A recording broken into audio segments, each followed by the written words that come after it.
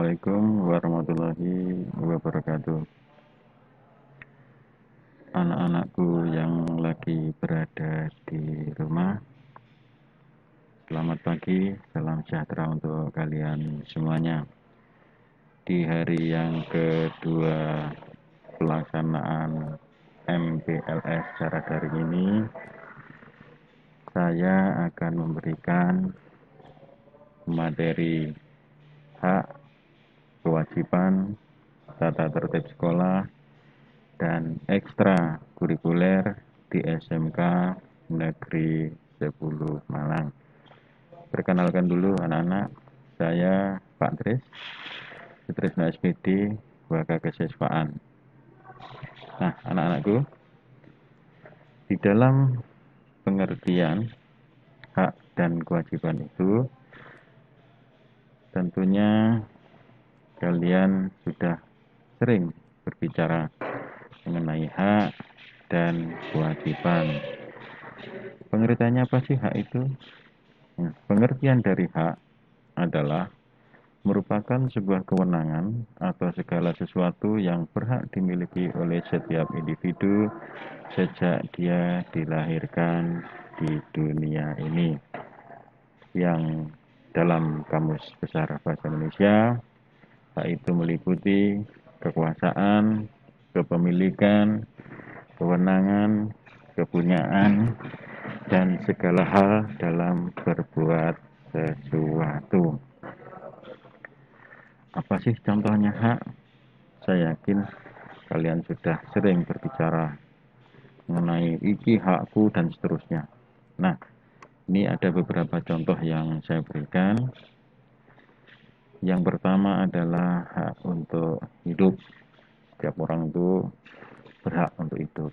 Tidak ada seorang pun yang boleh mengurangi atau menghilangkan hak untuk hidup.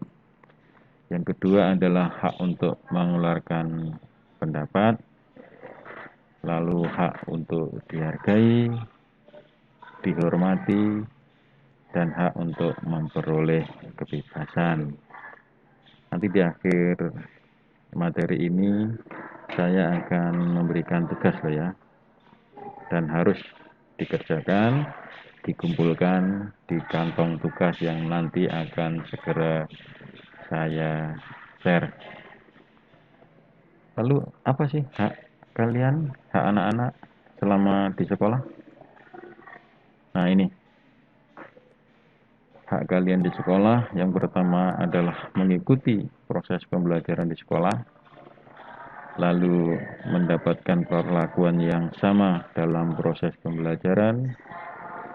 Kalian juga berhak untuk meminjam dan menggunakan sarana apapun yang ada di sekolah,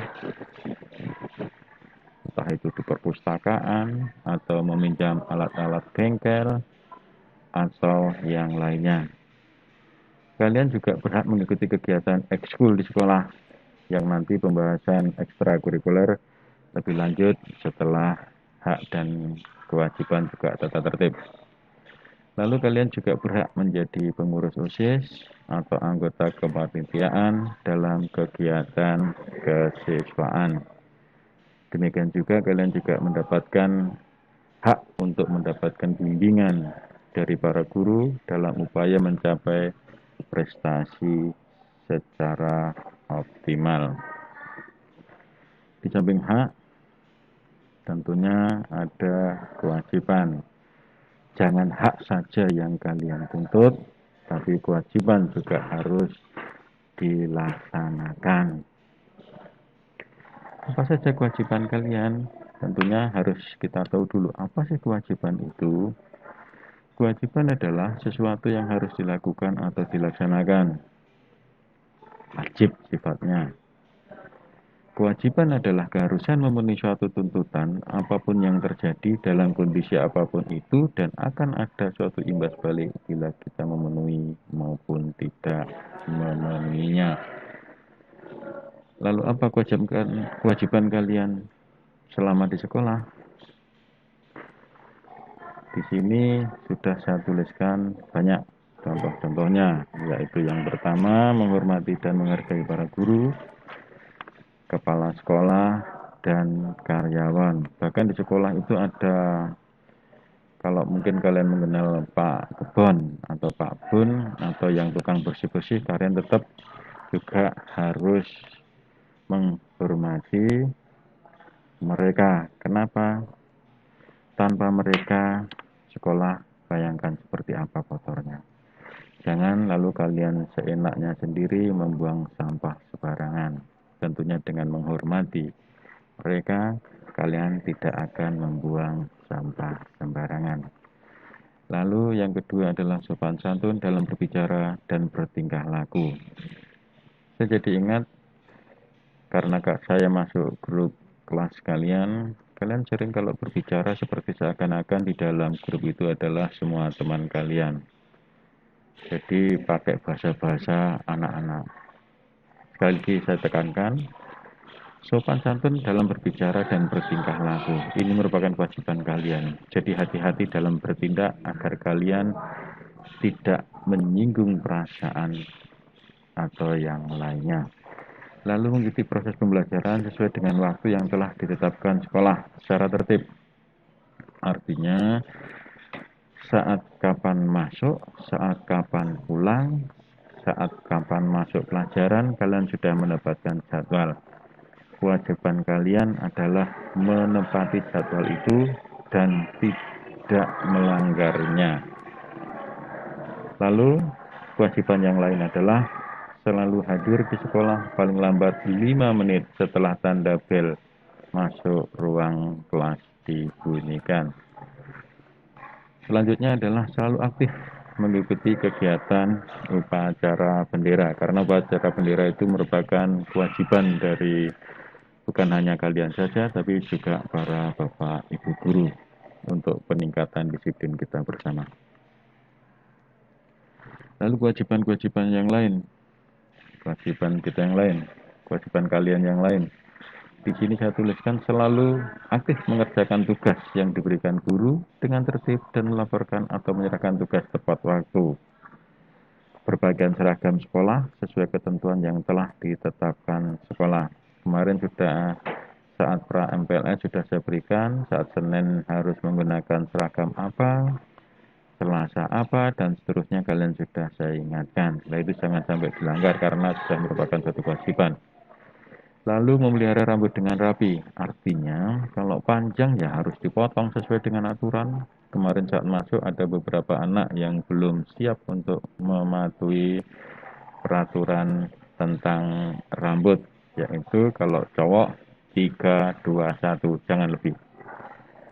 Lalu selalu memelihara kebersihan, perlengkapan pembelajaran, artinya peralatan sekolahmu, entah itu buku tulis atau yang lainnya, itu dibuat yang rapi, jangan amburadul, kalau perlu disampul biar kelihatan lebih rapi.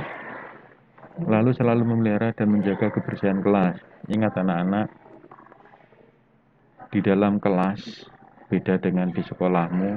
Kalau di sekolahmu dulu di SMP barangkali di tiap-tiap kelas sudah ada kelas yang bertanggung jawab dan tidak berpindah-pindah. Kalau di SMK, kalian akan berpindah-pindah terus, tidak mempunyai kelas yang tetap karena moving. Lalu anak-anak, selain hak dan kewajiban yang kita bahas, selanjutnya adalah tata tertib sekolah. Sekolah tentunya ada tata tertib yang harus dipatuhi. Tata tertib itu apa? Tata tertib adalah kaidah atau aturan, susunan atau cara menyusun sistem. Kalau tata tertib sekolah adalah serangkaian peraturan dan nilai moral yang berlaku di lembaga sekolah guna menciptakan suasana belajar yang efektif. Dalam pelaksanaannya, tata tertib sekolah dilengkapi dengan seperangkat sanksi dan hukuman yang dikenakan kepada pelanggar tata tertib tersebut. Contoh pelanggaran tata tertib di sekolah. Apa saja itu? Banyak. Ini saya hanya menyampaikan sebagian saja. Yang pertama adalah memakai pakaian seragam sekolah tidak sesuai dengan ketentuan. Ingat, seragam sekolah itu yang lengkap. Contoh, kalau abu-abu putih, harus menggunakan dasi, ya harus gunakan dasi itu. Jangan dasinya ditaruh di saku, bahkan sampai bajunya tidak dikeluarkan. Contoh pelanggaran yang lain adalah merokok. Ini banyak ditemukan anak-anak yang suka merokok. Sembunyi-sembunyi di kamar mandi, di ruang kelas, atau di tempat yang lainnya. Ingat, selama kalian menggunakan seragam sekolah, dilarang keras merokok. Lalu mencuri atau merampas barang milik orang lain. Ini sering terjadi, anak-anak lapor alat tulisnya hilang. Itu kecil. Nah, nanti yang besar ada HP yang hilang. Nah, untuk itu anak-anak, janganlah kalian sampai mencuri atau merampas barang milik orang lain. Itu bukan hak kalian. Lalu contoh yang lain adalah membawa dan menggunakan minuman keras, ganja, narkoba, dan obat terlarang sejenisnya. Ingat, semua ada sanksi apabila dilanggar. Contoh yang lainnya adalah membawa dan mengedarkan barang porno atau berbau pornografi. Entah itu buku gambar, entah itu VCD, bahkan yang ada di dalam HP kalian, tolong segera dihilangkan agar suatu saat kalau ada razia, barang-barang kalian tidak ditemukan yang berbau pornografi. Lalu contoh pelanggaran yang lain adalah berkelahi atau terlibat perkelahian atau tawuran. Selanjutnya adalah memelihara rambut tidak sesuai dengan ketentuan, mengecat rambut selain warna hitam, dan membawa senjata api atau senjata tajam. Nah, itulah contoh sebagian dari pelanggaran tata tertib sekolah. Bahasan kita yang terakhir tentang ekstrakurikuler. Di dalam ekstrakurikuler ini tentunya ada yang bersifat wajib dan pilihan. Sebenarnya apa sih ekstrakurikuler itu?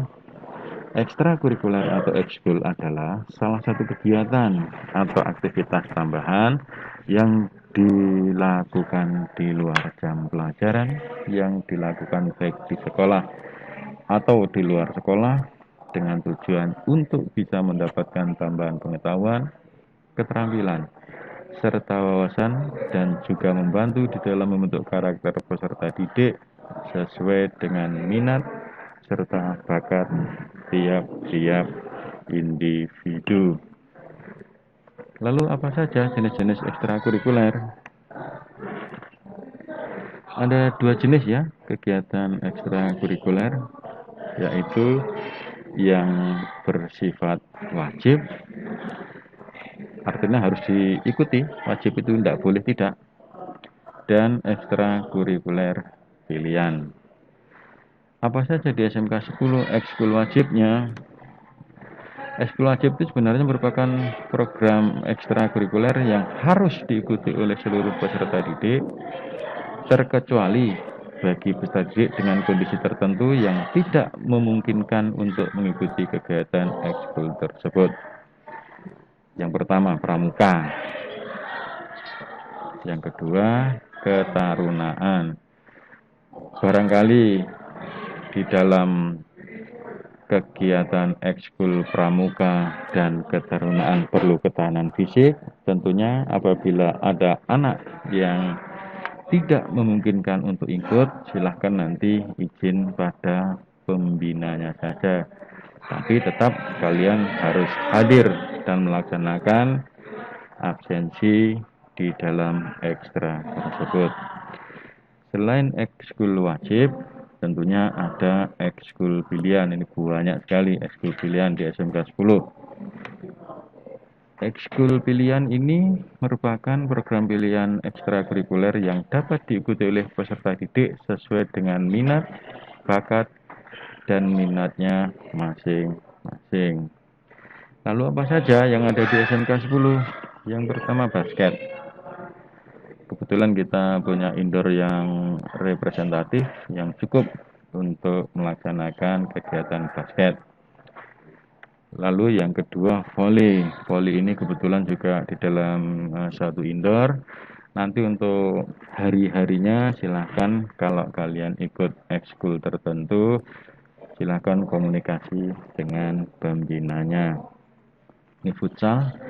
Futsal ini kita juga sering mengikuti lomba-lomba yang diadakan oleh perguruan tinggi maupun instansi, dan kebetulan kita pernah mendapatkan piala dalam suatu kejuaraan di futsal ini. Lalu silat. Nah, di silat ini kebetulan tahun kemarin itu beberapa anak secara bergu maupun perorangan mendapatkan medali emas dalam Prof. Selanjutnya tari. Tari ini kita juga ada guru tari tersendiri. Kebetulan ada guru kesenian yang menguasai tari-tarian baik tradisional maupun modern. Selanjutnya musik atau band. Alat-alat kita sudah lengkap. Kebetulan Bapak Ibu guru banyak yang suka musik, sehingga Bapak Ibu guru yang melatih kalian di ekskul itu. Selanjutnya adalah paduan suara. Ini paduan suara sering digunakan pada saat-saat tertentu, terutama hari Senin, dipakai untuk kegiatan upacara, dan di bulan Mei biasanya kita mengadakan wisuda kelas 12. Paduan suara ini benar-benar sangat menentukan di dalam pelaksanaan wisuda.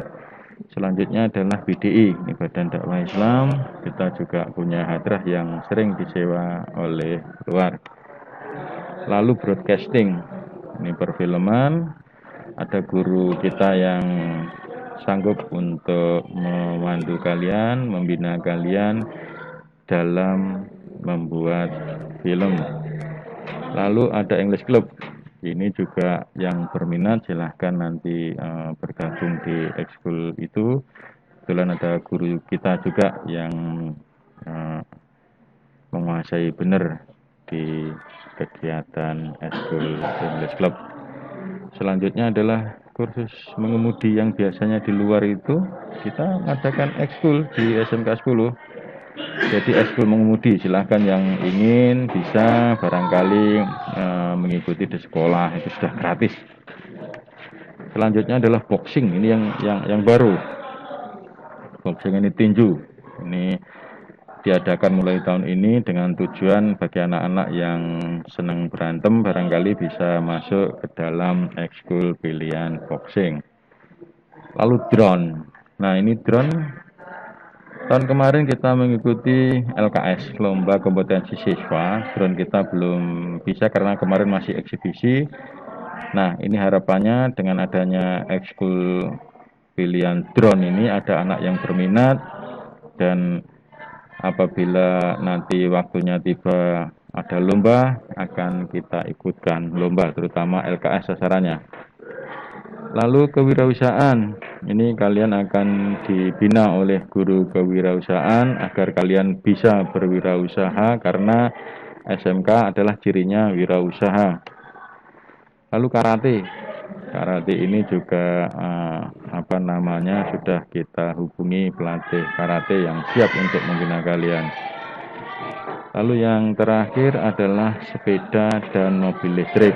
Ini sepeda motor modifikasi yang barangkali kalian melihatnya di lobi SMK 10. Itu merupakan hasil kreasi dari anak-anak TBSM dan TKR yang bisa membawa nama SMK 10 bergema di dunia otomotif sepeda motor. Nah, saya kira itu materi dari saya. Sekian, terima kasih.